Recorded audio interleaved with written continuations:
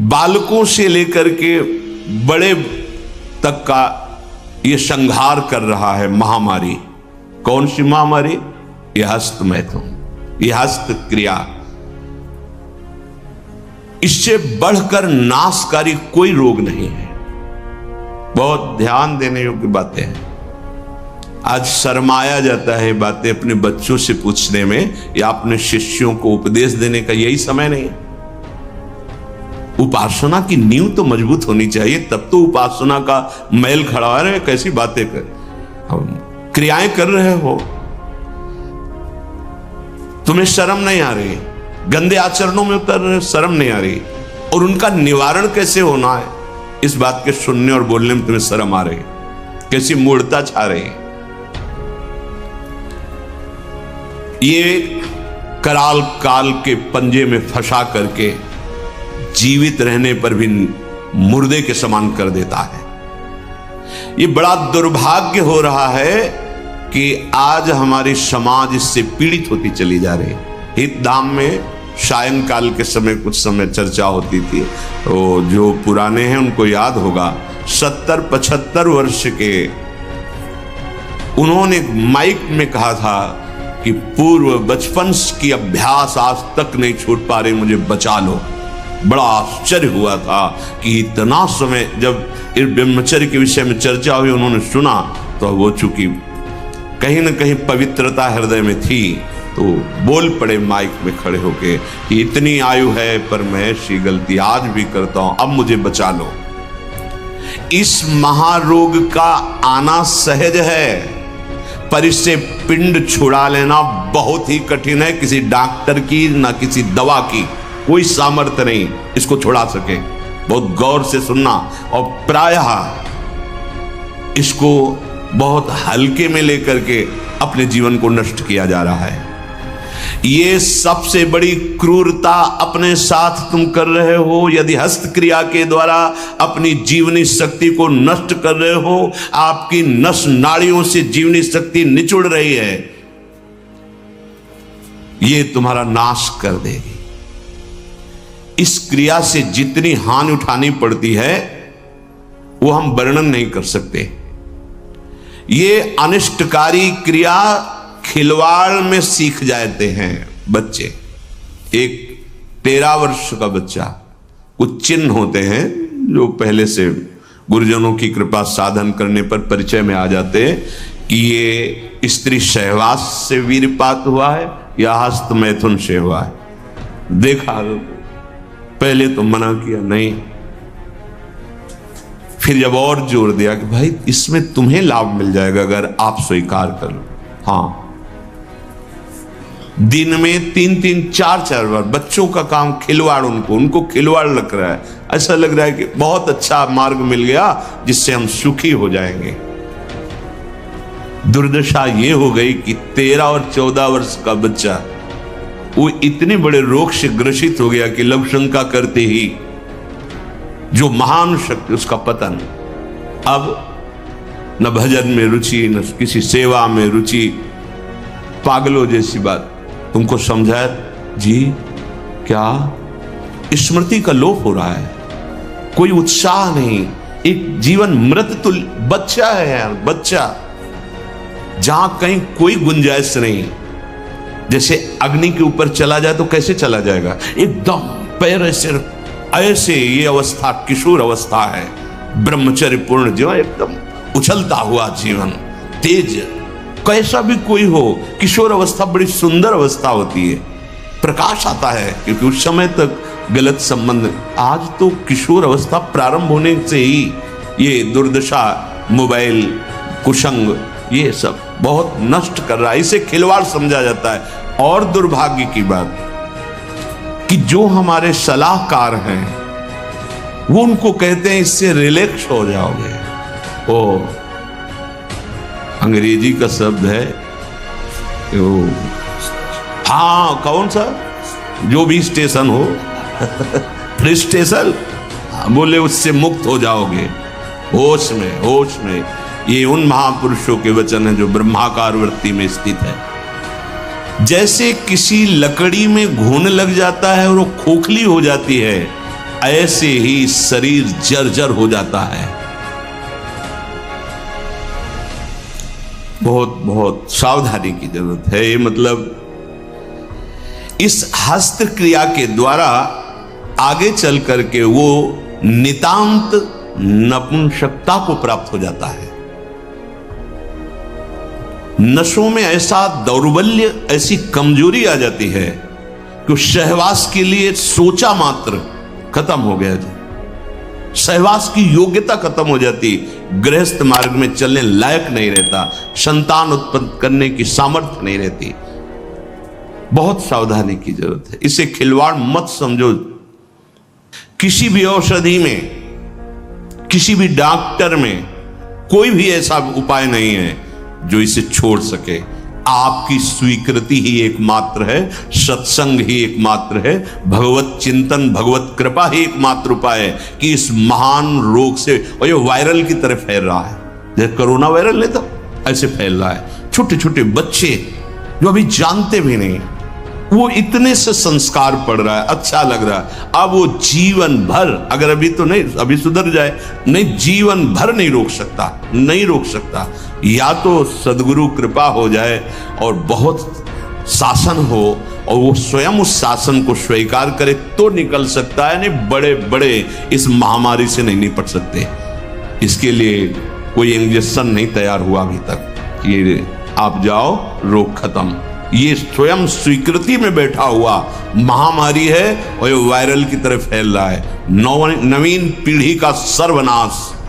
और कुछ महानुभाव ऐसे हैं कि इसको बता रहे हैं तो नेचुरल है, ये स्वाभाविक है, प्राकृतिक चलता है, ये कोई, अरे तुम सर्वनाश को तुमसे प्राकृतिक बता, स्वाभाविक बता रहे हो? नहीं, बहुत सावधान। आप लोग दुर्भाग्य का निमंत्रण मत दें। ये दुर्भाग्य है, ऐसा दुर्भाग्य है कि आपकी दिनचर्या ही नहीं हो सकती। कभी भी व्यभिचारी की एक जैसी दिनचर्या बहुत काल तक नहीं हो सकती। 2-4 दिन प्रयास करेगा, गिर जाएगा।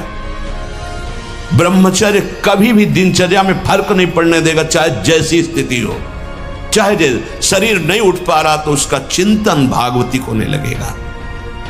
इसलिए सामान्यता, जिसे हम बहुत सरल समझ रहे, बहुत सुख समझ रहे, इसको आप सावधानी पूर्वक बहुत ध्यान दीजिए। बहुत ध्यान का इसलिए विषय है कि ये नींव है हमारे अध्यात्म की, हमारे परमार्थ की। शरीर के भीतर बताया था कल भी, एक मनोवाह नाम की नाड़ी है। इस नाड़ी का कार्य है मथानी जैसे नहीं, दो दूध दही का मंथन करे तो मक्खन निकाल देती है, ये इतनी चिंतन से गर्म हो जाती है नाड़ी, तो वीर पूरे शरीर के रक्त के साथ है। उसी से आपकी हड्डियां मजबूत होती हैं, उसी से आपका शरीर बलिष्ठ होता है, उसी से आपके मन को पवित्र विचारों में चलने की सामर्थ्य मिलती है। ये जो कहते हैं ना कि हम नहीं चल पा रहे हैं, हम भजन नहीं कर पा रहे हैं, आप कमी को पहचानिए। शरीर के भीतर जो मनोवाह नाम की एक नाड़ी है, ये मंथन कार्य करती है। जे ही आप कामासक्त हुए, चिंतन किए, तो पूरे शरीर से, जैसे दही के मंथन से वो घृत निकाल ले, वैसे ये मनोवाह नाड़ी काम करती है। वो पूरे शरीर की नस नाड़ियों से आपके जो वीर शक्ति उसको एकत्रित कर लेती है, चाहे शरीरधारी कोई भी, स्त्री हो पुरुष कोई भी हो, उसको एकत्रित कर लेती है। पूरी नस नाड़ियां कांप उठती हैं जब उसका आकर्षण, वो आप समझ नहीं पा रहे, वो आप समझेंगे ऐठन हो रही आप ऐसे, वो पूरे नस नाड़ियों को निर्जीव कर रही, शक्तिहीन कर रही है। सिर से पैर तक हर अंग हिल जाता है। शरीर का मंथन करके वो एकत्रित करके बाहर कर देगी। अब क्रिया करो या ना करो, दौर्बल्य, प्रमेह, स्वप्न दोष, ये निश्चित उसके शरीर में प्रकट हो जाते हैं। शरीर के रक्त में एक सफेद और दूसरे लाल कीट होते हैं। सफेद कीटों में बाहरी आए हुए प्राकृतिक प्रहार रोगों के प्रहार से लड़ने की सामर्थ्य होती है। जो हस्तक्रिया या अन्य अष्टमैथुनों के द्वारा वीर शक्ति का नाश करता है तो सफेद कीट ये नष्ट होने लगते हैं। अब जो लड़ने की सामर्थ्य थी प्रकृति से, गर्मी, सर्दी, बरसात, मान अपमान, निंदा, स्तुति और रोगों से, वो क्षीण हो गए। अब चिड़चिड़ा स्वभाव हो गया, एकदम निराश, हताश, उदास। अब क्या करें, शरीर नष्ट कर दें, वो डिप्रेशन में पहुंचने लगता है। समझो, अधिकतर हमारी दुर्दशा हो रही। ध्यान देकर सुनना। अगर वो शुभ की जो रोगनाशक सफेद हैं, वीर आप नष्ट नहीं करते तो इतने बलवान हो जाते हैं कि एक बार विष को भी वो पचा डालेंगे। इतनी उसमें सामर्थ्य है, आपकी हानि नहीं होने देंगे। ज्यों ज्यों आप ये नीच चेष्टा करते हैं, त्यों त्यों ही ये जो आपको सबल बनाने वाले वो नष्ट होने लगते हैं और उसके कारण भयानक रोगों का सृजन होने लगता है। मनुष्य के शरीर में और दिमाग में और स्नायुओं पर ऐसा प्रभाव पड़ता है, आगे चलकर पक्षघात हो जाता है, ग्रंथिवात, जितने जोड़ों में दर्द, पागलपन या और रोगों की उत्पत्ति होने लगती है, क्योंकि वो जो लड़ने वाले कीट वो सब नष्ट हो जाते हैं। व्यभिचार सर्वथा निंदनीय है और सबसे महानिंदनीय है ये हस्तक्रिया, क्योंकि इसमें किसी दूसरे की जरूरत नहीं होती है। बहुत सावधान, बहुत नीच प्रवृत्ति है इसका। वायरल की तरह, जैसे वायरस होता है वो वायरल हो जाता है, ऐसे हो रहा है, ऐसे जिसको देखो सुख का साधन माने हुए है, नवीन अवस्था अपने को नष्ट कर रहे और प्रमाण उनको मिल जाता है ऐसे बहिर्मुख लोगों से जो कहते हैं कि हाँ आपका हृदय ठीक रहेगा, आपका स्वास्थ्य ठीक रहेगा, आप दिमाग से एकदम शांत हो जाए। कैसा नीच उत्तर है, कैसा उपदेश है, नाश करने वाला। तस्मात् शास्त्रम प्रमाणम ते कार्या कार्य व्यवस्थितो। आपने वेद पढ़ा है, आयुर्वेद। कौन सी डॉक्टरी ऐसी कहती कि ऐसा करने से आप स्वस्थ हो जाओगे? शास्त्र प्रमाणित, धर्म प्रमाणित उपदेश होना चाहिए। छोटे छोटे बच्चे, नवीन बच्चे जब ये सब पढ़ते हैं और ये सब सुनते हैं, धिक्कार है जीवन को, जो हमारे नवीन पीढ़ी को बर्बाद किया जा रहा है। ऐसे नाटक, सिनेमा, ऐसे उसमें जिसमें हमारी जो संयम की वृत्ति है वो सब नष्ट हो जाए। इस क्रिया के द्वारा सबसे पहला धक्का हृदय पर लगता है। इसका धक्का बार बार लगने से यक्षमा, हृदय रोग और स्मृति का नाश ये शुरू हो जाते हैं। इसे राजक्षमा कहते हैं। यही रोग हुआ था विचित्रवीर्य को। 2 पत्नियों के संयोग में बावरे हो गए, समझ नहीं पाए सिद्धांत को। भयानक हृदय रोग, हृदय का कमजोर हो जाना, जरा सी बात में घबराहट पैदा होना, डर जाना, उत्साहहीन हो जाना। है क्या बात है, एकदम कोई बात नहीं, बेमतलब कल्पना में पर, ये आपके ब्रह्मचर्य नाश का लक्षण है। ऐसा अभागा मनुष्य जीता हुआ भी मृत्यु तुल्य है। मस्तिष्क में बिजली की तरह इसका प्रभाव पड़ता है ब्रह्मचर्य नाश का। वो एकदम क्षीण करता चला जाता है। याददाश्त नष्ट हो जाना, शरीर में एक अजीब सी पीड़ा होना, खाली खालीपन महसूस होना, सुबुद्धि का पूर्ण रूप से ह्रास हो जाना, प्रतिभा न रह जाना, तेज न रह जाना, उत्साह न रह जाना और पागल सा व्यवहार होना, ये शुरू हो जाता है ब्रह्मचर्य नाश से।